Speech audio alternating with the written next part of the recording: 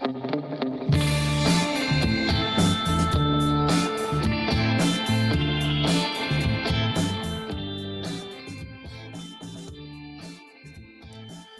morning, Thomas. Is it morning yet? It feels like I've been up all night. So Do you need a nap, you think? just a wee bit. Just a wee bit. Let's see. Are comments working? I'm not seeing them on my screen. Maybe if I click and just wait, then they'll work. Okay, they are working. There we go. I think we're here. I think we're here. Happy I don't Friday. think you ever left. Happy Friday to everybody. I didn't leave. I'm still here.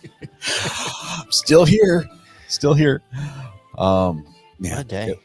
It was a little crazy. It was probably the busiest day I've ever had on a live stream. Yeah, well, I noticed. So obviously, when being a moderator, we kind of stay in tune with your schedule and stay with you. But because there's more of us than you, we can bounce in and out and do our other jobs. And I noticed every time today I had to deal with customers, or I went on lunch break, or when I was done for the day and I took a break, every time I tuned back in, you hadn't left. No lunch break. No, you just stayed with it. I mean, you effectively have been, how many hours have you been on straight? Well, let me see what the counter was. Hang on one second. That's the wrong one. My brain is just not functioning on the level it normally does, and I apologize for that. This might be a shorter show, ladies and gentlemen, because a wee bit. Because half the show has been putting on a show for 12 hours plus so far for the day. It was actually live. We were only about 9 hours and 45 minutes. But straight with no break, which usually at least you get a 40-minute lunchish, maybe.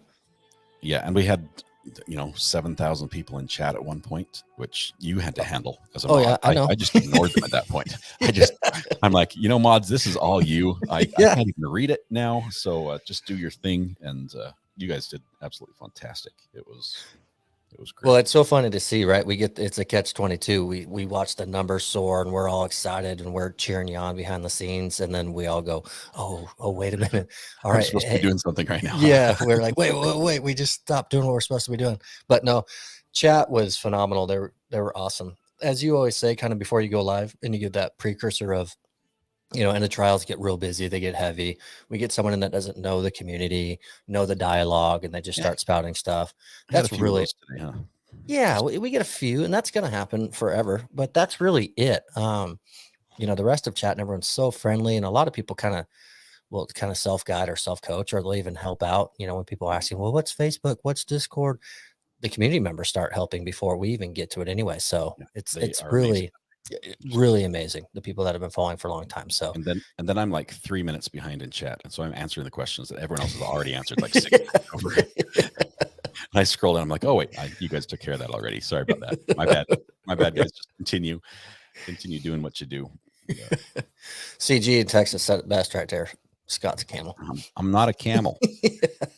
No, it was good. I honestly, I did not drink as much as I should have today, and I probably got a wee bit of a headache because of that.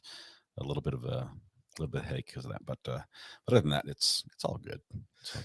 So I tuned in when I stopped modding and was done with work. I had to run some errands, but I pulled it up on my phone, and I'm not as good as half the people on here. They're on their phones for every show you do, right? I can't do it. I have to have my workstation with all my. I have to watch you and mod from here. I need tools to help me, and it was 7. Said something to the extent of, Ari's a champ. He's been on all day with a couple pieces of cheese and crackers and like 3 sips of Deer Springs water. It's the water. I'm telling you, they need to sponsor me. It's amazing water. It was I had a good breakfast. I got up at about 5 o'clock in the morning. I had early morning thing did with my a youth group, and so I was there. They fed me breakfast. I came home, had a second breakfast, which is always good. You can always stack those up and save up for later. And so I had a good reserve to go on. Miss Ari did bring me crackers and cheese during it, and I had the water, and it was all good. She's the best. Yeah, we like her. We're gonna keep her. Me specifically. You don't have a choice. I'm not sure. Yeah, no, I don't. But if I did, I would keep her anyway. So. But it's been a crazy day. With obviously we thought we were going to have a verdict today in the trial, the Gannon Stout case with Letitia Stout on trial for murder, and thought we'd have a verdict, and it didn't happen. 4 hours of deliberation, and the jury's going to think over it on the weekend and then start talking again on Monday. So we'll be back on Monday for some more. Yeah, back on Monday. So I don't think this will come as a surprise to many. There's obviously a lot of crossover up from your channel to the podcast, right? So what we're talking about might surprise one or two people. They're saying, what? This podcast is probably going to be a little bit different. It'll be a little combination of this trial plus our podcast. Just because I haven't really chimed in on it at all. I don't, so many people call in and they have had great insight, and listening to them and everything. It's been good to listen to, but I think a lot of people are still a little thirsty to kind of share opinions and whatnot of what they've seen. And if you don't mind, I'll share a little opinion. I would love to. I would love to sit back and let you talk just for a minute. Break. I'm going to close my eyes and just think to myself while you're set the timer. Absolutely.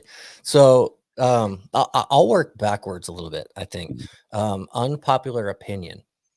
I think when you have a jury of your peers and you've got 12 people watching, and you're watching her antics in the courtroom and you're watching her interviews, whether those with common sense and logic think they're scripted and they're lies and this and that, as I do a lot of it, I also think a lot of it, there's a screw loose somewhere. And I think there has to be when you kill someone, regardless. Right. Yeah. But to quote unquote, make it insane, I don't think that's justifiable. But my opinion is I am not 100% confirmed or convinced that there's not a member on that jury saying, absolutely, she's nuts. Have you watched what she's done in court? Her hand signs, her flipping people off, her hair fort, her, where some of us might be crazy to be behaving like that. You got to be crazy to be acting like that. You watch other trials or people that, try to act more proper. They pretend to be more proper and more normal, right? She's maybe on the other end of the spectrum, but they're very easily, I'm not saying there is because I don't know who's on the jury, but there very easily could be someone sitting there taking all those cues, taking everything and going, she's obviously nuts. Has to be. I'm just saying that's a possibility. I don't know what's happening, but I did not, when it came to vote and where everything went down, I didn't vote on my opinion. I voted based off of the possibility of what could happen based off that jury and what's going on. Yeah. Because her behavior is odd and it is out there, and she's a huge narcissist. Absolutely. But it just takes one. So I'm not shocked that it went longer than we thought, and it's so easy for us in the chat because we know things like her grandson getting scolded, all these other factors we're privy to. We know things like the HBO documentary of Dr. Lewis. The jury is not privy to a whole lot of these things and these actions, right? There was something else that I wish I wrote it down. I heard it at the end of the day. It was another thing that we're privy to, but the jury is not. And if they would have known it, it could change their mind. So, it's just, I'm curious to see what happens. At the end of the day, I just hope everything works out for, obviously, justice for Gannon and that family. And I hope whatever decision's made, they feel at peace or they can move forward. But I think this is a weird one. This is a real weird one. What's weird is for me, I sort of just came to the conclusion at the end of the day is that if they come back, if the jury comes back with the not guilty by reason of insanity, to me, that also feels like justice. The outcome is not going to be good for Letitia. There's no walk away scot-free.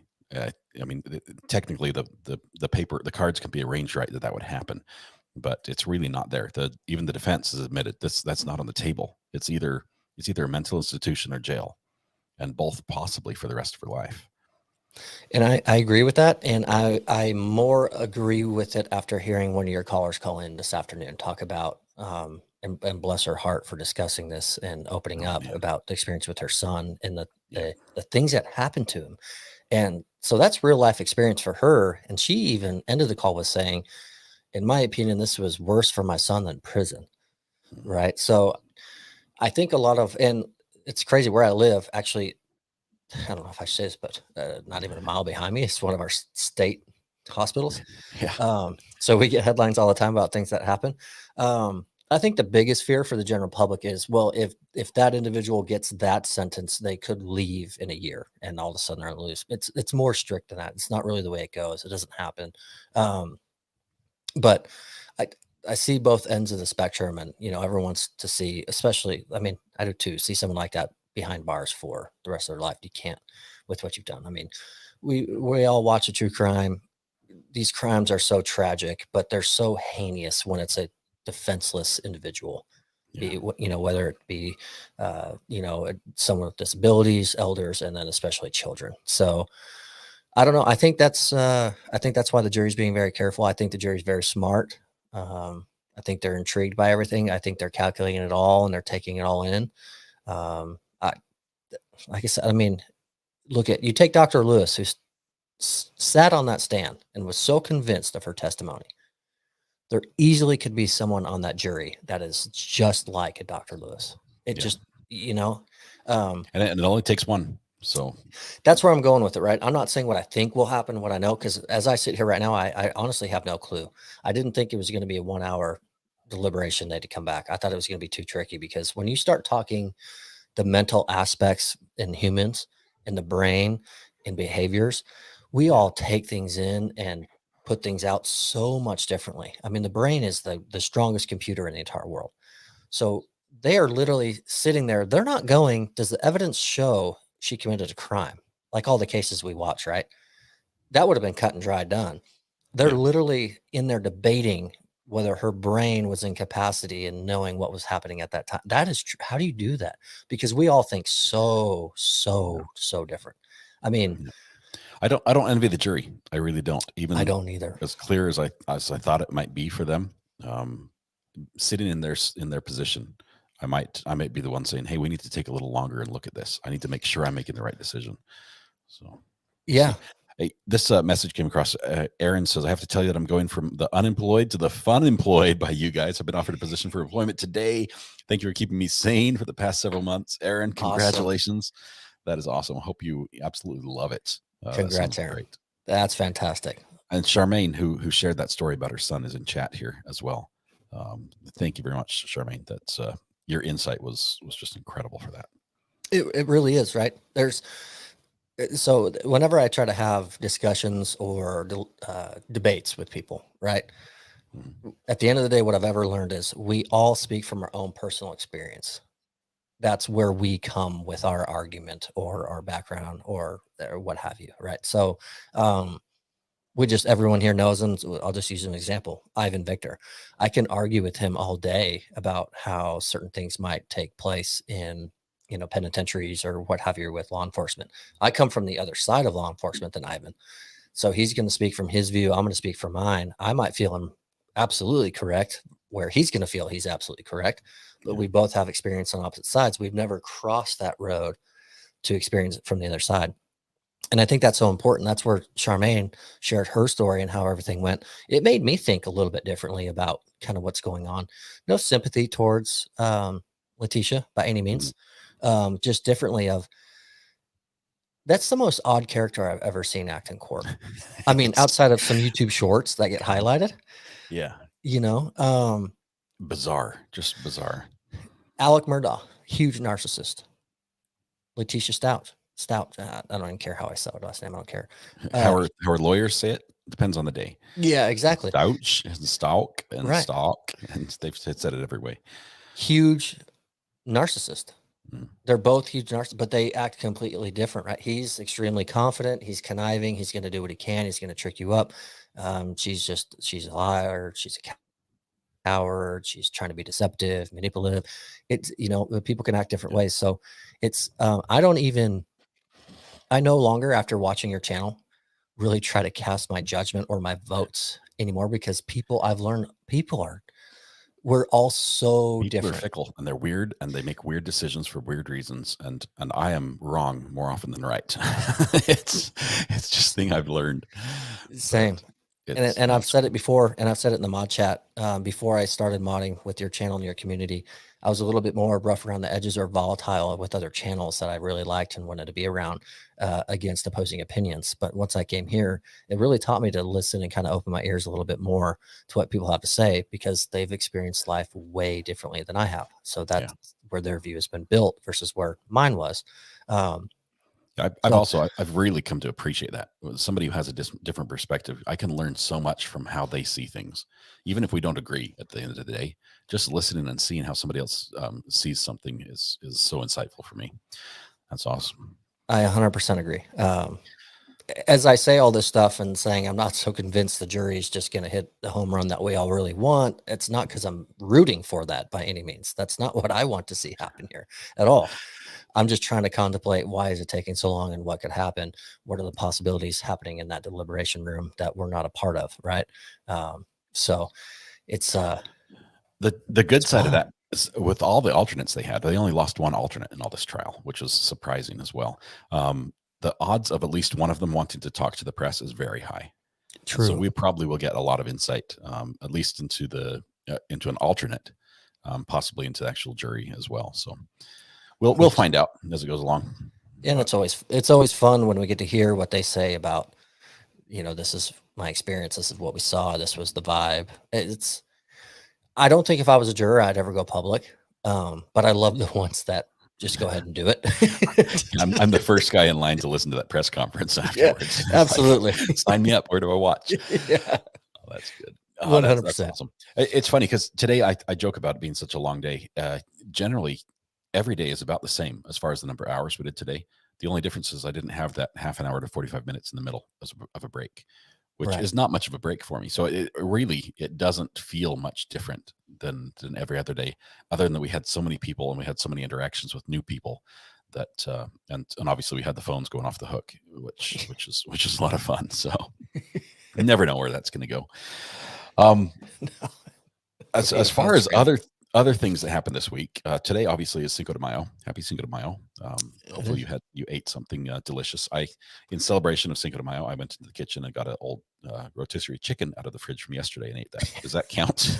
It was a Sam's Club rotisserie chicken that I bought last night. I was at the Sam's Club with my wife and my kids, and we went by there and they just loaded up. It's like right at the end of the day, they just fill up the display with all the chickens that have just cooked right at dinner time.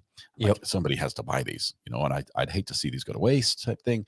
So sure enough, I bought 3 and we ate one last night, and then we put the other 2 in the fridge, and I had that tonight for Cinco de Mayo. Did you put it in a taco shell at least? No, the tacos were next to me. I had all the fixings for tacos, but really I just sort of feasted on the bird. It was more just. There's nothing wrong with that. It was delicious. Oh my goodness. It's cold chicken, but it's been cooked very well. The seasoning's fantastic. I don't know how Sam's Club does it. First of all, they sell a fully cooked seasoned chicken, hot and ready, for cheaper than I could buy a frozen bird. Yep. Well, they're smaller than most typical frozen birds. Have you noticed that? I didn't notice. I pretty much I ate the whole thing, and it was delicious. They're typically a little bit smaller. The quote quality of the chicken they use is supposedly a little bit less, but I'm not knocking it because I'm on it with you. I often will say, for the girls, I'm going to taco night. And instead of me cooking the chicken and, doing what I should, I go get the rotisserie one and then I just shred it real quick and throw it on the top. They're amazing. They taste great. They're good. It's chicken. Underrated rotisserie chicken from Sam's Club. We can check that one off the list as well. There are a couple stores that do a great job with it. I get mine from Walmart when I'm picking out the pickles. All right. I need more of those. Something else that happened this week. We've got today is Cinco de Mayo. Actually, yesterday was also a holiday, and we were trying to get my kids were playing with Alexa. Hey Alexa, what day was it yesterday? Type thing. We were trying to get her to say that it was Star Wars Day, because May the 4th is May the 4th be with you. May the 4th be with you. Yeah, like May the Force be with you. It's sort of a little play on words. Apparently, May the 4th was created by a Canadian. That's what Alexa told us when we finally got her to give us some answers on the topic. Because at first she's like, "Oh, it's National Teacher Appreciation or something." It had some other completely unrelated day. I'm like, really? May the 4th, Alexa? You don't know about Star Wars? Who doesn't know about Star Wars? Really? As a matter of fact, there's a couple in Ohio, right?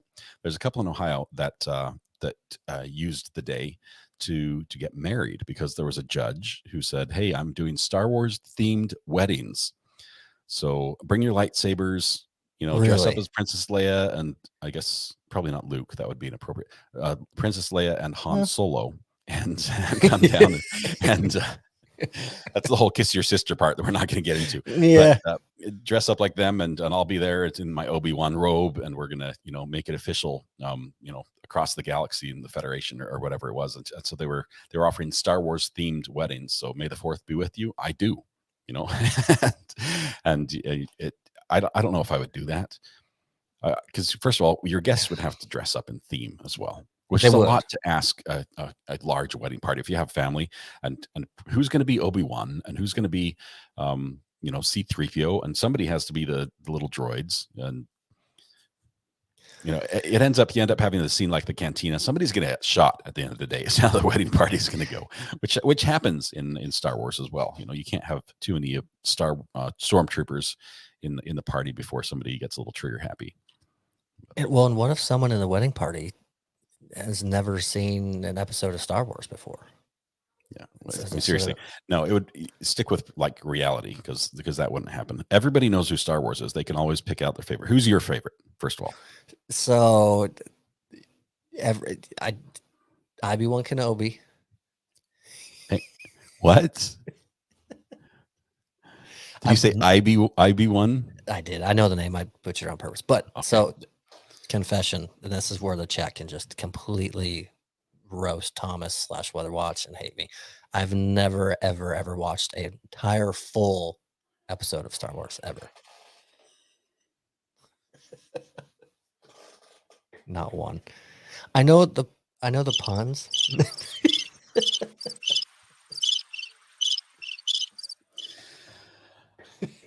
Thomas, we need a watch party here real quick. What do we do to fix this? How did you? First of all, I'm intrigued a little bit. Oh, yes. May the 4th is my daughter's birthday, says Baby Bear. Renee, yes, we have two statistical anomalies present with us today. Do you know how did you make it this far? So it's easy because so many other people have. I know all the comments. Like I know Chewy, like what the noise. Like I know all that stuff about it. I know nailed Luke, it first try. Nailed no, I whiffed. I didn't get the roll, but like, can you do it again? I'm going to record it real quick. No. Oh, do you have your rewind machine on? Because I'm toast. Yeah. But here we go. Look at, I've got family out there that I didn't know existed. This is amazing. How does this happen? This is a travesty of justice. This is. I just keep rolling in these comments. I thought I was going to get absolutely well. I see some others. So I am highlighting. Away. But okay, I will tell you. I grew up basically without a television in the house. We did not watch TV growing up. We oftentimes, for most of my childhood and growing up years, there was not a TV in the house to watch. It just wasn't something we did. Now we'd watch movies and things like that, but it wasn't. We didn't have either over the air. We didn't have cable. We didn't have any sort of service that way. But even I saw Star Wars, and I'm trying to figure out how you go through life and miss out, on George Lucas's creation. So I think I might have seen a full, but I was so little and I wasn't interested at the time that I didn't pay attention. But I never garnered that interest to keep going. So is it the genre? I bailed like the fantasy sci-fi type. It's just hard to. If Mrs. Weather Watch was standing right here, she'd be gone. Yeah. You talk today. If you talk on fantasy, sci-fi, anything, if it gets put on the TV, I'm like, AirPods. I'll be in the living room watching something else. I don't have an imagination. Let's just put it where it is. What it is. If I know it's not real, I can't let myself loose and really enjoy it and take in and appreciate who's created the story, because I'm watching it just going, that can't happen. That can't happen. That can't happen. I'm a terrible person to watch a movie with, by the way. You need to watch the making of Star Wars then, just so you can see that it's actually real stuff. That's how it's really the Force they use. It's not movie magic. No, if my first experience with Star Wars, if I had just sat down, the first thing I saw with Star Wars was Jar Jar Binks, I never would have watched another thing. I could Jar Jar Binks he's like the he's a Gungan. He has the big long ears. He's Misa Totally no known. Pixel type guy. Yeah, that for me, that would have put me off Star Wars, but I am blown away. There are so many quotes from Star Wars that just are applicable in everyday life that you just. And I say them all the time because they've been told to me so many, and I know what they're about and what they represent. They're just so common. But I'm blown away by the amount of other no Star Wars people I've gotten to. Yeah. Oh, Look at this one from Fall right here. I'm sorry, I had it up on screen. I made it go away. I like Luke when he storms Enterprise and has to fight. See, well, now I'm out of the loop on this because now with the storyline and everything. So you've missed the humor in there. Dumbledore is from Harry Potter. So he would have tricked me up because I've never seen or read from anything. Star Trek. That's like okay. So I know Star Captain Trek. Picard type thing. He's mixing the three big ones as far as the series. What was it started with a Z on Star Trek. He had the thing wrapped around his eyes. He couldn't see. I want to say Zelda, like the video game, but it wasn't Zelda. What was his name? Star Trek. I'm waiting for chat to tell me. Yeah. Z? I believe his name started with a Z. I know Commander Kirk and all them. I used to have to watch that with my dad growing up as a kid. Data. I don't think it starts with a Z. Oh, is it Data? Data's the android. Yeah, that's him. We're all going to die type thing. There was another guy, Geordi. Geordi has the little mini sunglass. It looks like one of those little clamp hair combs that you put in your head, and they're hinged and they close together like a clamshell. It looks like that, but he wears it across his eyes. It's really narrow. Here it is. Geordi LaForge says the guy who came in with Luke storming the Enterprise and fighting Dumbledore. He's, look, and he's so offended that we missed the name. Oh man. Anyway, I don't think I would do a Star Wars wedding as much as I like Star Wars. My kids did watch Star Wars. We watched 2 episodes yesterday. They wanted to. An episode is a movie, right? I don't know why they call it an episode, but and I will say, the whole order of which episode is what. Please just release everything in order, and I have 1, 2, or 3, and don't start with 3 and then go back to 1 and then do 6 and have that just throws me off. I still can't tell you. You say an episode, I don't know what's in it. Yeah, you tell me what happens in it, and I'm like, yeah, I've seen that, done that. Same. It's Red Pen making fun of me. No. Where'd you say? Oh, where'd it go? Red Pen. It's the boomers, mama. I stink. I was involved in sports from the time I was 7 until 7 years ago, and I know I didn't live a life outside of it. That's all I did. So I watched a few sport movies and documentaries, and between school and sports, and then so that's it. So no, I have a memory of certain things from my childhood, being really young, growing up at home. Between that and then now, and I don't watch TV now. I just watch Recovery Addict on YouTube. So I don't even know what's out there. Yeah. I don't even watch that. But moving forward, because I can't take it anymore. Yeah, Leonard Amber is saying, "Why y'all not reading any comments from the actual podcast channel? We're here." Thank you, Leonard Amber. I will tell you that where we see the chat, we cannot differentiate between where it comes from which channel it comes from. So I don't know who's watching on that channel or who's watching on this channel. If you're watching on the Recovery Addict channel, I would say look in the description of the video, and I would love it if you would click on that and go to the other channel, because eventually we're going to drop the Recovery Addict channel. It won't be found there ever again, and you'll just miss us on Friday night unless you go over to the other channel and hit the subscribe button and watch there. And we will still get your comments. It'll still come in just fine. It'll work flawlessly. It's the same great crowd. It'll just be easier for us to manage that way. But Leonard Amber, I see your comments. Thank you so much for going to the podcast channel. I didn't even catch it because we're running from StreamYard, so we're catching the chats that come through. They come anywhere they come from. We see it on the same screen. So I could add Facebook to this and could go to Facebook and we'd still get the chats all in the same place. Perfect. Weather watches Cuckoo for Cocoa Puffs. Yeah. Saturday morning cartoons. That's what I think of when I hear that. All right, one more to make me feel better before. Thank you so much, Red Pen. So just to get myself out of this, I really need to move. I'm not sure how you can. This is a deep hole. honestly. I wouldn't say I've lost all respect for you, but yeah, our relationship has changed knowing that you've never seen Star Wars. I have something to binge watch all weekend now, so I'm back in the family. Yeah. So Michelle Johnson, what other channel? What we're talking about is, as you know, we host this podcast primarily on RA's channel. We're actually going to move the podcast to be separate from all the true crime hosting and all that. So the channel is actually the Not Relevant Podcast YouTube channel. It has the same thumbnail image that you see when you pick that up and go find it. In fact, I can probably put a link in that in the chat, I'd assume, huh? It's in the description on the, if you're watching on the Recovery Addict channel, make the screen small so you've got the, if you look at the description where it says kick the weekend off with Thomas & Scott, follow the new channel, and it has a link right there. You can just click on that. That will move you over to the new one. And it actually, it might say the same thing on the new one as well. I didn't think about that. That was my bad. But eventually this podcast, that's where it will air live from. It won't be streamed everywhere that you can think of. I mean, we'll still probably do cross streaming, but that will be the main host channel for it as we start to move forward, just to kind of break little things up. And that way Scott can keep all true crime related stuff on his channel and kind of move it over there because he's got enough to do at the moment.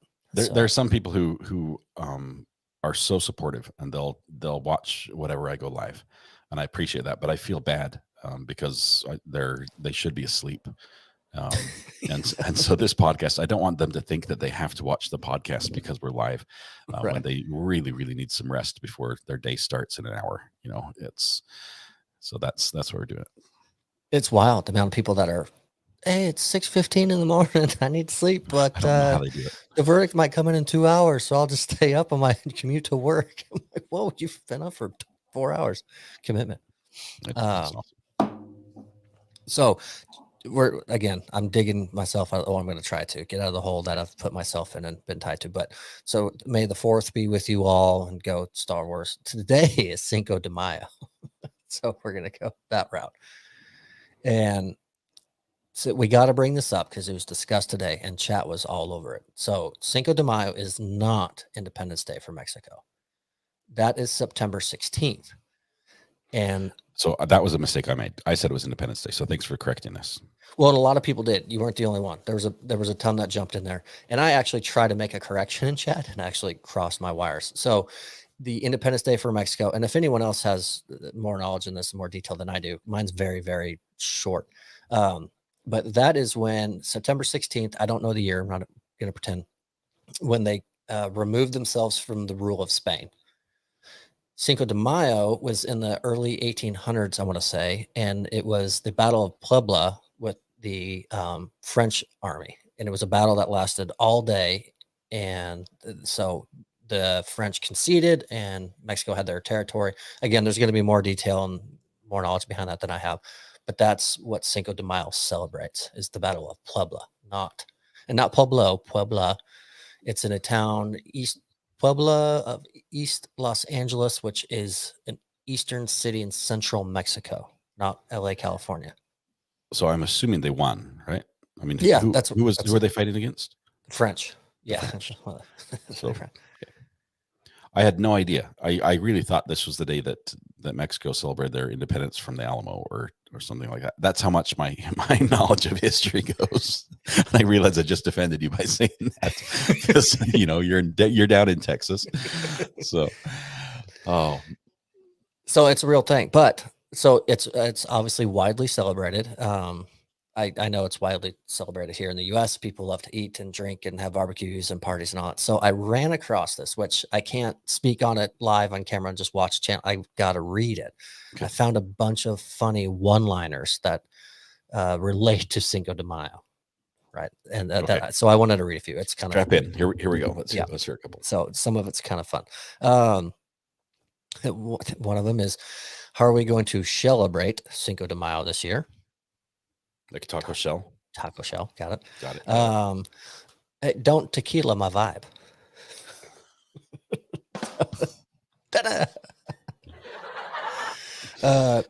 Taco about a fun day.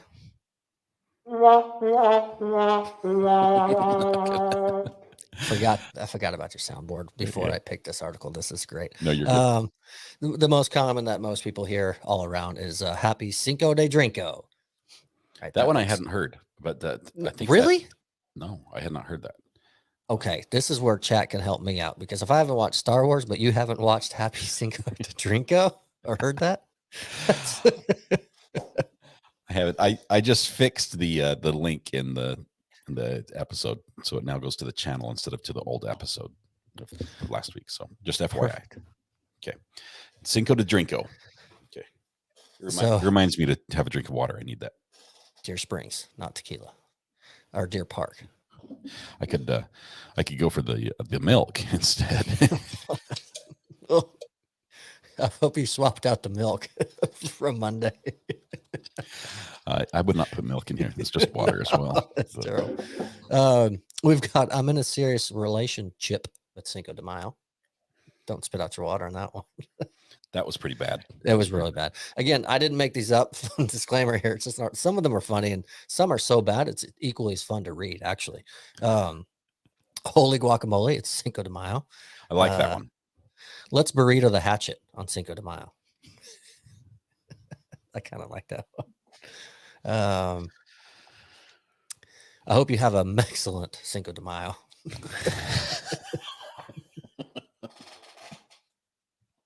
And there's Cinco de Mayo is boring, said no one ever. No one. Oh, I've heard the Jose, can you see? But no matter how bad your day is, don't burrito your head in the sand. no. Oh man. I think I have 75 more of these really bad. Yeah. Are these the best, or are we working up? Which side are we on the list? So when I read it earlier, they were funny. Oh my gosh, so bad. Fun and bad, funny. So I don't think they were categorized, or whoever put this together has the weirdest sense of humor that I can't follow. We've got Chip Chip Hooray. It's Cinco de Mayo. Or you want a taco walk on the wild side, the Cinco de Mayo? Lizzie Dog comes in. What you guacking about? Yeah, that's perfect. Why are they all food related? Almost all of them. I mean, yeah, we've got lean with it, guac with it. Yeah. So we've got just I guacs will involved. say, as far as Mexican food goes, I love, and I've really discovered just really good guac. I always liked guac, but I didn't realize there's guac and then there's guac. And Yes. we've got a family friend that invited us over for dinner. This is very recent. This was probably within the last 2 months. And we're over there and he's got like this mixing bowl out and he's got guac, like half a gallon of guac made up. I'm like, who needs that much guac? It's usually just a little dab on the side and you eat it because it goes with the food. I tasted that thing and I'm like, can I have the rest? Are you gonna be eating this? It was delicious. It was unbelievable. Between that and just a really well-made pico de gala. Oh my goodness. I'm in heaven. That goes, you cannot have his Mexican food or Mexican American food without the pico de gala and the amazing guac. So I'm a huge fan. I make my own guac and my own pico de gallo and my own salsas. It's where I was originally born and raised. That was kind of the culture that we were raised with. I'm born and raised from Southern San Diego. And so I'm around it all the time. So Mexican food's one of my favorites, but there's nothing better unless you're at, depending on the region and where you're at, a ma and pa shop that makes it. There's nothing better than making your own. It's incredible. And like Charmaine says, here's a great one. A mango salsa. So good. And you can do a cucumbers. It's just, I do a fresh garden salsa that ends up with about 2 gallons of salsa. And we tend to eat it in one day. It's a lot of salsa and it's hot. And then the next day we regret eating it. That's how it goes.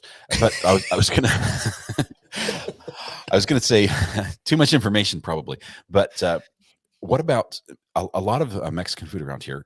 We have Mexican restaurants, and those are pretty much common across the U.S. No matter what part of the country you're in, you can find yourself a Mexican restaurant that has some pretty good food.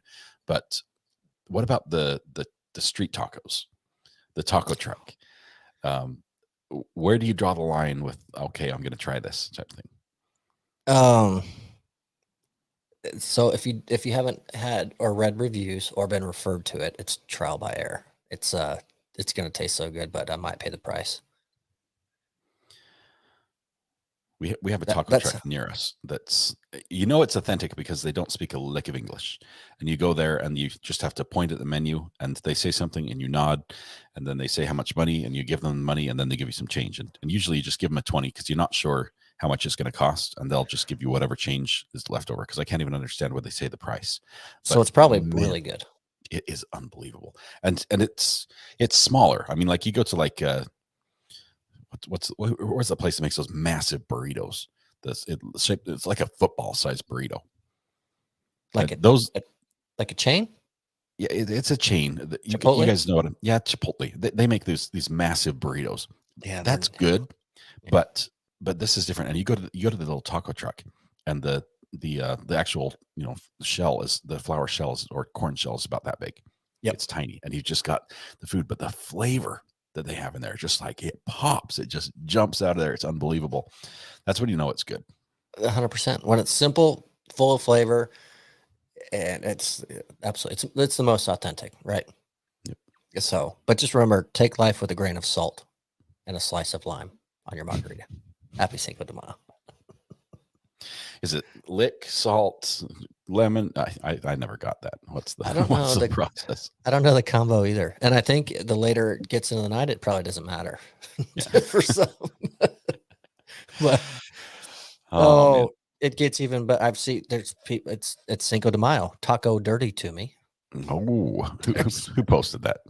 No, that's the article. Oh, okay. Yeah, no, that was Better watch. No, not me, not me. I was about to call somebody out, but no, you're good. There we go. Amber calling you out. Let's see. Fiesta like there's no tomorrow. I'm the most. Oh, this is perfect. With Amber's comment on screen, I'm the most tacotive person here. Is it no hablo or no habla? No habla. No habla. No habla español. Yeah. And that literally means I don't speak Spanish, right? Yeah, no Spanish. No speak English. Right. Is direct translation. no speak Spanish. Yeah. I translated all of it. We translated the Spanish to English. I thought that was a more accurate translation.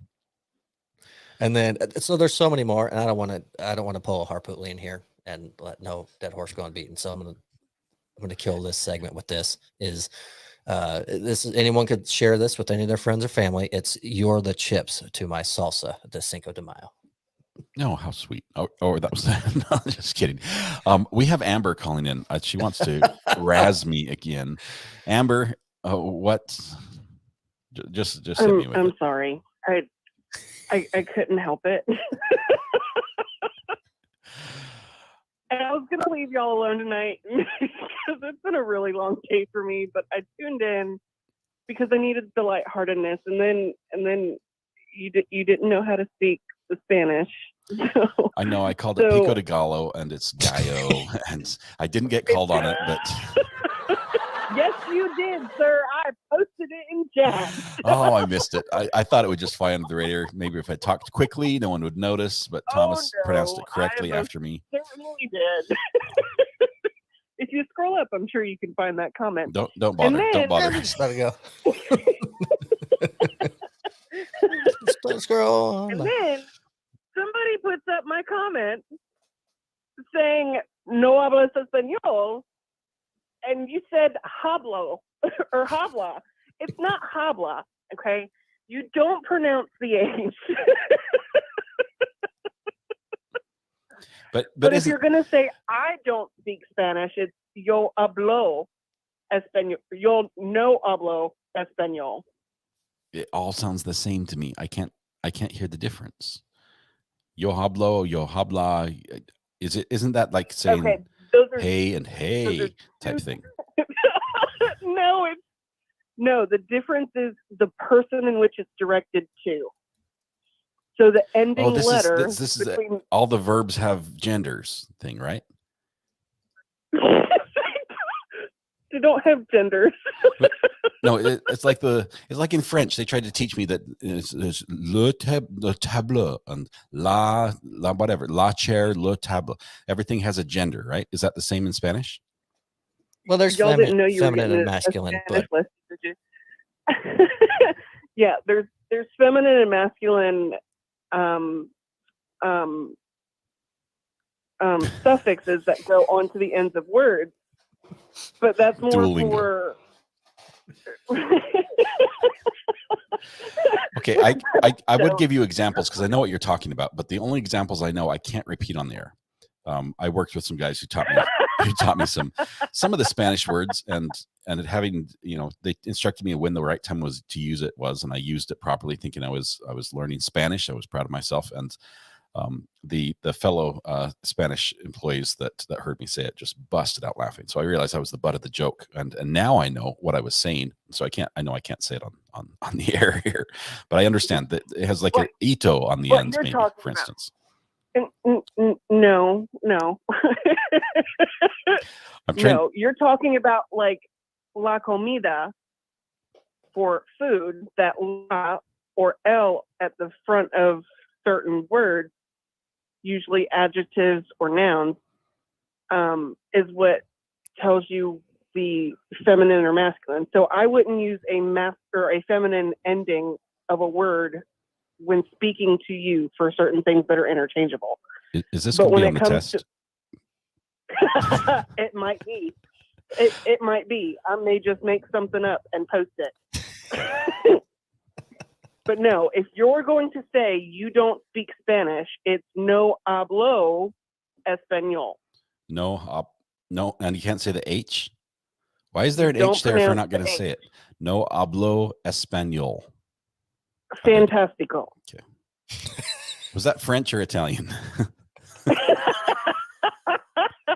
Fantastico does not sound like Spanish at all. Amber, thank you I'm so much. multilingual. Thank you so much for the Spanish lesson. I've probably already forgotten everything you just taught me, but appreciate you very much. It's okay. Just don't try and speak Spanish on I won't. stream because I'll call you every time. Okay, thank you so much. We'll see you, Amber. Bye, y'all. Bye. It reminds me, we watched the Puss in Boots story, the Puss in Boots type one. I forget. It's the guy from Shrek, right? Yep. But they did like the spinoff. We watched that one. I think it's just called Boots or Puss in Boots or something. And there's one point where he's like at the bar and he's drinking, and the guy comes up. And he's drinking like, tequila, I think, right? Yeah, but there's a funny one-liner. He's like, the guy's speaking to him. He's like, in English, and he's like, he says he only speaks Spanish or something, and he's like, oh, speaks Spanish. He's like, oh, I don't speak that either. He says that in both languages, both English and Spanish. This is how I feel right now because I found like I just don't speak the language. Anyway, it was funnier if you watch the movie, I think. So I just gave away the funniest part of the Puss in Boots movie. I think it's in the trailer. It's not like I spoiled the movie for anybody, right? Right. Yeah, no, Okay. absolutely. Because actually, we took our daughter to go see that a few months ago when the newer one came. You're talking about the newer one that came out in the movies, right? Yeah. Yeah. So It's got the guy that has the little magic bag with all the little devices, and Yep. and he's a big fat Jack. I forget what his name is, but that's him. Honestly, the whole movie's a bit of an acid trip. It's like it's like they took like in let's see, like in Dumbo, right? There's a section in there that's like it's at Disney. There's like an acid trip. I think there's one in like Bambi as well. It's like the whole movie for the Puss in Boots is just weird. I will concur with that. Yes. I did not walk out of there going, oh, well done. I went, what did I watch? It's funny. There's a lot of laughter involved, but it's out there. Yep. Speaking of laughter, the screenwriters, didn't they like bail? They're like on strike or something. Like all the big shows, the award shows and everything, nobody is moving forward. They can't find hosts to do it. Not because they don't want to, because no one's writing the words for them to say, and they all speak off teleprompters. And so the story is like, oh, I'm here supporting the Writers Guild, so I'm going to be boycotting the show as well. Drew Barrymore or whatever, she's like, I'm not going to be the host of whatever award show it is because I'm going to support. It's not that she's supporting him. It's like there's no script. I don't know what to do. She can't move forward. And that's in like 2 days from what I thought I read or I saw a headline, or a day and a half or 3 days, something like that. Yeah, it's the whole Ron Burke, like, I don't know what to do with my hands type situation. They don't know. Maybe the screenwriter should say, all right, we're back in, and they should just tweak all the teleprompters to make them do silly stuff like they did to Ron Burgundy. Yeah, And he look, yells I can see obscenities this at happening. San Diego when he's signing off. Stay classy, San Diego. Yeah. Yeah. We'll skip the other quotes. That escalated quickly. How about that one? Let's go on. We had a top 3 category for today. And because so much of what we talked about is food, it's only appropriate that we're talking about the top 3 like food cultures. Because you're starving. Because I'm sorry. I had Spanish rotisserie chicken. Does that count? What made it Spanish? I think the chicken spoke Spanish. It's like, what does a chicken say in Spanish? How do you say? Well, let's start with this. How do you say chicken in Spanish? Polo. No, well, no L's, but yeah, they're silent. Pollo. Everything I learned from Breaking Bad is wrong. Oh, from Gus and his chicken shop. Yeah, I thought it was pollo. Is it a Y? Is 2 L's a Y sound? Yes. Okay, I thought I had that one. You were so confident with polo. Yeah, I knew it. Someone I mean, in I chat 100%. screamed Marco. we do this. Okay, here's a not relevant story. We're at the store, okay, and my wife, who is in chat, by the way. Hello, Homeschool Ground Zero. Thanks for staying up and watching the show. We're like in Sam's Club, we're in Walmart, and she's like, well, I'm gonna go this way, because we always split up. We do a lot of shopping, but we do it very infrequently. So on the week that we're there, there's an on week to shop and an off week. It's a big week. On the big week, she's like, well, I'm gonna head down dairy section. I'm gonna get the milk and the eggs, and I'm like, okay, well, I'll start with the bread, and I'm gonna swing by the pickles, and I'll probably be there for the rest of the day.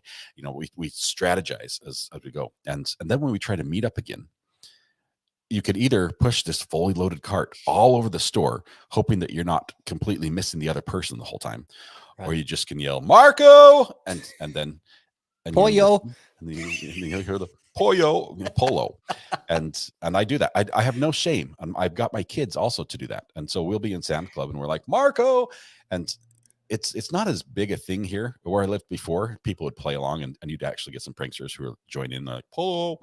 And I was going to ask if that happens, because I do that at Walmart. I'll hear kids call it out, and I'll just polo, and then scurry along. Yeah, if you don't know the game, I grew up, we'd go to the pool and you'd play this game where the person who is has to yell Marco, and everyone else has to yell polo when they says Marco, but the person who's it has to keep their eyes closed, they're blindfolded, and they're like running around the pool trying to catch somebody, and that was the game. And so it's a great way to find people when they're missing, like when you're in an enclosed area. You should try it, honestly. It's not that strange. And once you get over the looks you get from people, it's actually quite useful. Well, and if you join in with others, you're meeting like-minded people. Paul says, just clip a balloon to the back of people. It's much easier. I didn't know I left the burner phone on. Do you want to take a call? Do you have a phone screener? Roll the dice. Roll the dice. Christy Busby. Christy Busby, how are you doing this evening? Hey, I'm good. How are you? Good. Are you watching the podcast? Yes, I am. That's good. Because if you said no, I would have to hang up on you. I was going to apologize. No, I am. I watch it at work, and then I come home and I watch it again. That's awesome. What's on your mind? Yeah. Is it Cinco de Mayo, Star Wars, no. Marco Polo? No, I just wanted to say, hey, I've been home and I'm just doing stuff, and I just want to say hey to everybody, and I love them. That's awesome. Christy, we have to use you to answer questions, though, now. Okay, first of all, I'm going to ask you. Okay, go ahead. Have you seen an episode of Star Wars, start to finish? Any of them? No, I have not. Have you ever played Marco Polo in the store? Yes, store? I have. Okay. I have. Okay, one for two is not bad. What's the third question? Cinco de Mayo. What now? What's your favorite Cinco de Mayo food? What? Cinco de Mayo, Mexican holiday.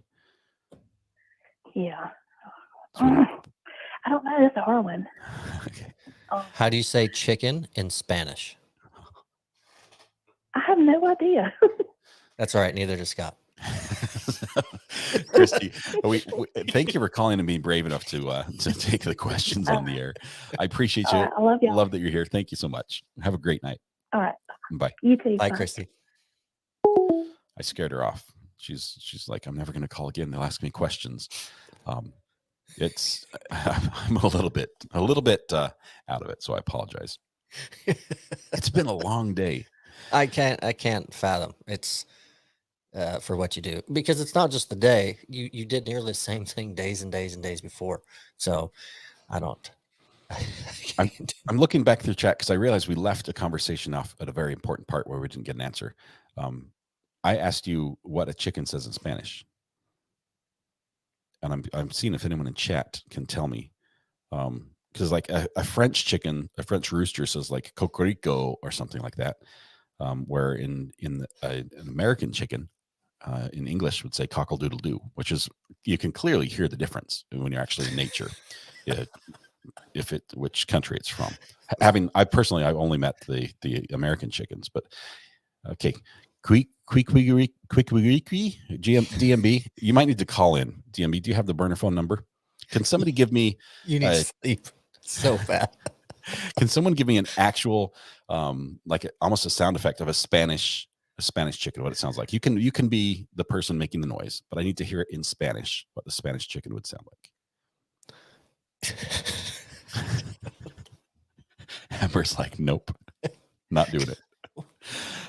Cock-a-doodle-doo is not. It's not a word. It's emphasizing a sound. Cock-a-doodle-doo. I'm not saying anything. I'm making a. That's like asking. Yeah, but when a dog that sounds very different from cocorico. But that's Right? different. That's like asking what a dog. Well, what does he sound like in Mexico? He doesn't go el rufe. He Well, says that's how you can ruff. tell where they're from. No, it's the sound. It's not actually a word. Oh man, Thomas, what are your favorite 3 food cultures? I like it. Let's just abort mission. I think I lost that conversation. I'm going to wave the white flag. You may be right. I'm too tired to fight anymore. I think I'm right. I really think I am. Land the plane. Cuckoo cuckoo. Oh, man. Amber's mocking me. I made that up. I said over. Bok esa, says Boogie. Am I saying bad words here? You guys wouldn't lead me astray here, right? Yeah, no one would. Not on a Friday night at whatever hour it's at. All right. Diving into top favorite foods. We're tying this in with Cinco de Mayo. So I don't know what you've chosen. I'm gonna abort my American culture. I love a good bacon cheeseburger or what have you, but I'm not putting that in there. He's so hungry. Hey, Mrs. RA, I've got an idea for dinner tonight. I might have picked the worst top 3 to put on this schedule for you today.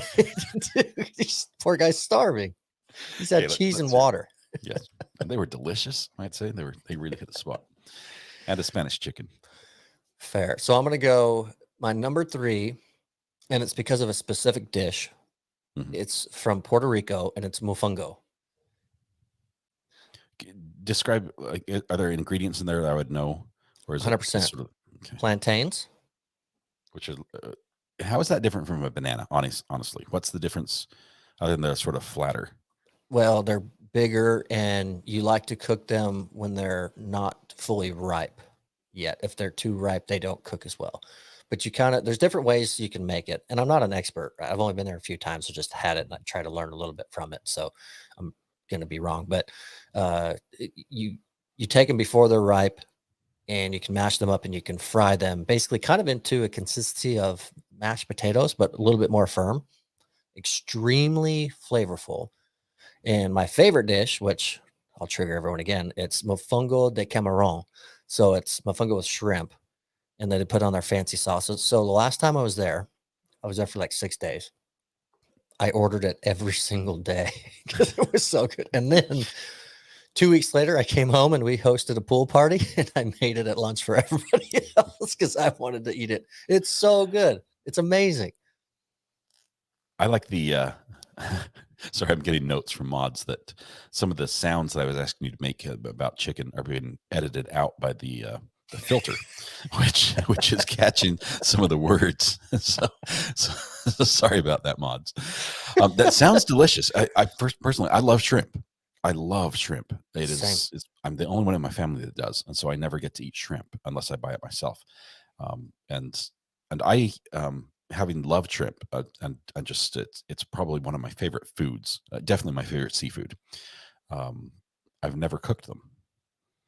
I don't know how to cook them, so I have to buy them frozen, pre-cooked. No, Then I thaw them out and eat them, or I have to buy them at the store. I have to have someone else cook. It probably only takes like 3 seconds in boiling water, and I'd be done. Right? It's probably that easy, but I don't know how to do it. So the best shrimp you'll ever have, if you're ever by the coast, like if you drive an hour east, then you can get some fresh shrimp. You well, and this is just my opinion. There's a lot of ways to cook shrimp, but you boil it with heads on and everything. That's it. You cook it with all that, then remove it once you're done. There's so many different nutrients and it tastes completely different if you cook and boil them head on. Then remove it, clean it all when you're done, and then eat your shrimp with fresh shrimp. Amazing. Best I've ever had. So- I had it down in so Florida. The cooking part is where I struggle. How do you just cook them? How do you get the shrimp from being the little tan thing that it was that's wiggling around with the long tentacles and strings and things to be the nice, tasty, red, peeled, deveined thing that I eat from the store? Well, so there's the different ways, right? So we would always cook them shell on like a lobster almost. Just throw it all in the pot, boil it. Once it comes to color and temperature, as you can tell, it doesn't take long. It takes a couple minutes. Then you take it out, peel it, devein it, all that. I might try that. I have my fishing license here in North Carolina for fishing on the coast. They have weird licenses. You have like some for inland fishing and some for coastal fishing. Well, I've We got do the too coastal here. fishing license, and in the sound between the Outer Banks and like the mainland, it's only 20 feet deep or so. It's not, there's channels and things, but it's not super deep. You can walk across a lot of it. But late at night, you go out and you shine a light into the water, and there's shrimp just right next to the shore. And you can see their eyes; they just like glow back at you. It's awesome. So you can throw a net, and you can just scoop them up. They're super fast. I was going to ask if you could use a cast net because some places here won't let you for certain species and whatnot, but we're the same. You get your I license for think- freshwater, saltwater, blah, blah. I think there's officially like a season for shrimp, but there's a weird thing where if you catch them for bait, you can keep them, but if you catch them to eat, you can't. Which I don't know why it's okay for feed the fish, but not myself. But I have to. The laws here are so crazy that I've literally, since I bought the fishing license a year ago, I have not fished because I don't know what I'm doing. And I've grew up my whole life fishing, but I just can't understand the laws and the rules about. I mean, they measure things. It's like the limit is measured in cooler liters or something. How do you measure in liters of shrimp? Obviously, I would love to have a cooler full of shrimp. That would be awesome. So maybe I just need a cooler, and that would be my limit cooler. Yeah. But I'd say try it. Figure it out and then take the kids. It'd be an awesome little field trip. I think we should. We are doing a field trip tomorrow morning, but it's an adventure. Taking the kids to Raleigh to do a tree runner park, which is basically somebody just bought a forest and they put a park at the top of the trees. And Oh, those are cool. You put a harness in and you climb up, 40 feet up in the air, and you navigate ropes courses way up there. I don't. I stay on the ground and I film my kids from the ground and I walk around and watch them. But my kids love it. That's awesome. I don't know why I'm talking about that though. What were we saying earlier? I don't know. We were talking about food cultures, weren't we? We were. Let's see. We've got some mods in chat, right? We've got a few over on the old channel. Got it. Okay. I'm able to do a little something off StreamYard, so I just got one. Okay. Perfect. So yeah, that's my dish. That's mofongo. Again, and I said with shrimp. And it's from Puerto Rico. That's where it kind of rains from, and it's very prevalent there. And that's where I had it my first time, and it was. Do you eat it? amazing. Do you eat it with something like? Is it with a side of rice, or is that a main dish? No, because it in itself is kind of starchy, as it is. So think like you wouldn't. Well, I wouldn't like eat a big thing of rice and mashed potatoes side by side, right? That wouldn't be. I mean, some people maybe do. I wouldn't. Anyways, no, they don't serve with it. Yeah, okay. So, no. There was other fresh vegetables on the side, but it was then just smothered with fresh shrimp and a specialty sauce. And the sauce, changed depending on what establishment I went to eat it at. So, but it's extremely filling. It's awesome. And you can make it yourself if you can get your hand on plantains. There's some recipes online that, like I said, I came home and just based off of what I ate, I chose a recipe that seemed similar. It did not take very long. Yeah. No effort, and it was awesome. And my neighbor, actually, her and her family are from Mexico, and she's like, "This is the greatest thing I've ever had. Where's this from?" Loved it. Like she wants us to make it every pool party. Like, nah, it's special. Have to try it. It sounds good. It I does. recommend it. It's good, and it's different because you tell people about it and they're what? So that would be your number one, right? Your top That's my 3. number 3. Okay. Yeah. Or you go. What's your 3? I was going to start at the top for mine. And I realize this is sort of a cop out, but I like a lot of different cultural foods. I mean, I like going to stores where you get just food from a certain culture. Right. And number 2 and 3 will be like that for me. But number 1, I've got to go with my mom's cooking. And the reason why I say that's a cultural cooking thing is because she immigrated from Norway. Okay, she was taught to cook by an Indian chef that is just amazing, and so we've got these American Indian. She grows her own herbs. There is nothing like my mom's cooking. Okay, now Fair. I can't make it like she does, and I only get that if I go to her house for dinner. But the Right. way that she cooks lasagna, no one else cooks lasagna like that. So it's not really like Italian lasagna. It's unique because it's got this flavor. So I say culturally, the blend of flavors, the blend of different styles of cooking comes together for just good old homemade how mom used to make it for me. That is number 1, my favorite choice of any food. I love it. It's funny. So that's your number 1. It's my number 1. So we're totally out of order here. Okay. My number 1's Italian, and it's specifically my dad's manicotti, which is essentially rolled lasagna. It's a longer stuffed noodle versus flat noodles from lasagna. I'd never had that until my wife made it for us, and she makes an amazing one. Just Man, incredible. It's my absolute favorite dish. At my birthday every year growing up, he would make manicotti, and then as I became a young weather watcher, that's the recipe I took with me. And so now for holidays and other things, I will make manicotti for the family from his recipe. It's my absolute favorite food. And he tries to stick to the true Italian parts of it. It's so good. Again, so how hungry are you right now going on your 14th hour? I'm placing an order. I've got this book that I watch you keep to that it. Amber sent me. Brilliant ideas I had while drinking milk. I've got pages and pages of notes from today, but I'm writing down food. It's like, I like that tonight. That sounds delicious. I know it's late. It's 9:00, but I imagine we could probably make this. So let's do some manicotti. That is good. The prep is a little bit of work because you make the cheese mixture and how you decide to make it. And some do Italian sausage, some go meatless, but then you have to stuff the pasta and all that. So, but it's kind of fun because it's, again, another great thing to do with the kids. Do you do like 4 different types of cheeses or? Yeah, 6. And I prefer no meat myself in them. I mean, I love eating different meats. Are you one of the and people stuff. that just eats the crust with the cheese, the stuffed crust with pizza, and you leave the center of the pizza and don't eat that? No, I actually hate stuffed crust pizza. I think it's so disgusting. But I was just saying that's a lot of cheese. If you do 6 types of cheese and no meat, well, you don't have to do a pound of all 6 cheeses. You can cut it all down.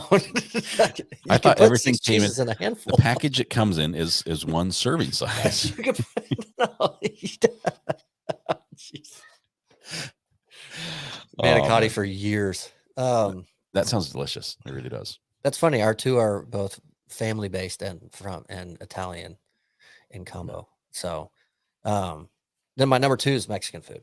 Just where I'm from and born and raised. It's from a small mom and pop shop in southern West San Diego, and just getting 12 taquitos or rolled tacos, and just covered with shredded lettuce, some guacamole, and shredded cheese, just and a little bit of pico de gallo. Thank you. I know what you're talking about now. Yeah, I've had that. GALLO, right? Gallo. No, it's not. Sure. They might as well put a W on the end because that's how it should be pronounced. My number 2 is going to be Chinese. And I say Chinese, but I mean American Chinese. Because I do love, I've been to 5-star Chinese restaurants and had Peking duck that you have to order 3 days in advance. And I've had the amazing Chinese food and I like it, but I can't just eat it like I do Panda Express. Oh, Isn't it Chinese still? Does it still count? yeah. When you search on Google for Chinese in my area, it's gonna pull up. I asked my wife for Panda Express today. She said we're headed to the park, taking the kids to the park. And I'm like, oh, cool. Can you maybe bring me a little food afterwards? And she's like, I can bring you a sandwich now. And I said, well, I can't really eat the sandwich in the middle of closing statements. That doesn't go over very well. True. And so she waited till she got back to bring me some cheese and crackers. But I asked for her to go to Panda Express and maybe just get the usual. She did for your birthday. Double honey walnut shrimp with an extra side of orange chicken. That's that so was good. a no. That's that. Boogie. Did you see this? I think I missed it. It's taken a while to update here. On my side, it says, for all you cat owners, ignore recovery addicts when mentioning Panda Express. Oh no. Oh no. I know it's shrimp. I ordered the honey walnut shrimp. Orange chicken, not so sure about, but it's good. It's so good. I've had that same dish, and I do it with the lo mein. It's great. I might be ordering that when the podcast is a wrap. So you had Puerto Rico, you had the manicotti from your dad's recipe, you had Mexican food as your number 2. Yep. I did my mom's cooking as its own cultural experience. Mm-hmm. Chinese was my number 2, so I needed number 3, which man.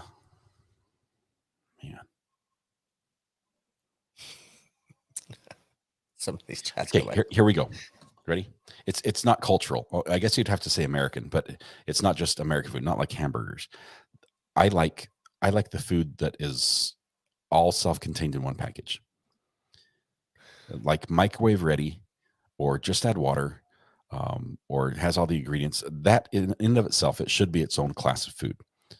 You can include everything on here from macaroni and cheese, right? Which I granted you got to add a little bit of milk, you got to add a little bit of butter, but pretty much it's all there in the package. You just add water, boil, add the seasoning, and you're good to go. Ramen noodles is clearly going to be in this package as well, and you can spice those up as well. You don't have to eat it just ramen and seasoning, all the way up through TV dinners.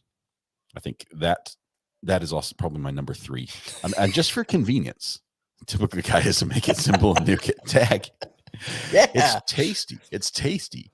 Even I would go so far as a frozen pizza, like TV dinner pizza, frozen. I'm not talking like what do you want on your tombstone type, nice frozen pizza, but like the Tony's type. Oh, where they're see, I was like gonna say 95 cents for a pizza or something like that. They're like dirt cheap, and you buy like 50 of them, stick them in the freezer, and then like 2 years later you pull it out, and you're like, yeah, it looks good. Throw it in the microwave. I was about to agree. Be like, I don't mind a DiGiorno every once in a while, and then you didn't allow them to be in the mix. So at Tony's, I mean, if I wanted to go back to college, I guess Tony's is in the mix. But I can't. What about MREs? Have you ever had a true MRE before? I like MRE, like the military issue. I would say no, but I do like the freeze dried meals. Like you're talking like Mountain House, which is more of the luxury version of freeze dried food. Mountain House is fantastic. Yeah, same exact concept, right? Walmart has them, I think, and they do their home brand of Ozark Trail, their outdoorsy line, and they have MRE. I mean, MRE, it's technically that's a military term, but it just stands for meal ready to eat, so it could be any freeze dried meal. I've only had one, I think, and that was like 6 years ago. I know a ton of campers that do it. YouTube campers all the time are cooking them up and making. It's fantastic. If you have an MRE, or if you have a Mountain House meal, it's it can be spaghetti bolognese, it can be hamburger stroganoff, it can be lasagna, it can be anything, and it weighs nothing. Once they take all the moisture out of it, it's like it's featherweight, so it packs really well. It's very durable. You can jam it in your bag, and it's going to do fine. It's a self-contained bowl, You could eat right out of the dish, right out of the bag. All you have to do is scoop up a little snow and melt it in a cup, or scoop some water out. You filter it, okay, because you carry a water filter. You don't take risks up in nature like that. But you filter the water, add boil it, add the water, wait like 2 minutes, shake it, and you've got like gourmet. Like, everything tastes gourmet when you're up in the mountains. Honestly, it might be the altitude, it might be the fact that you've hiked for miles and you're starving to death. But either way, it's just like, this is heaven. Nothing could be better than eating out of this bag. Right. And to your point, Charlene says MRAs, so many, like 5,000. Well, that was the whole point originally, right? For military, they're exerting themselves so much energy. They need to recoup it so bad. They're burning more than they can take in. So that was kind of the point behind them. And then they got designed for the outdoorsman. So you've hiked all day long and you've exerted so much energy. And so now you need to kind of recoup what you got. But you're right. There's tons of calories in those. And from what I've seen as of late, it's been maybe a couple months since I like to go down that kind of outdoor aisle just to search out and see things, but they're expensive. I mean, in regard to $7 or $8 for a meal. Yeah. Whereas and they say like serve 6. And you're like, no, that means 2 if you're lucky. Or just me. And both of you will be hungry when you're done. Yeah, but absolutely.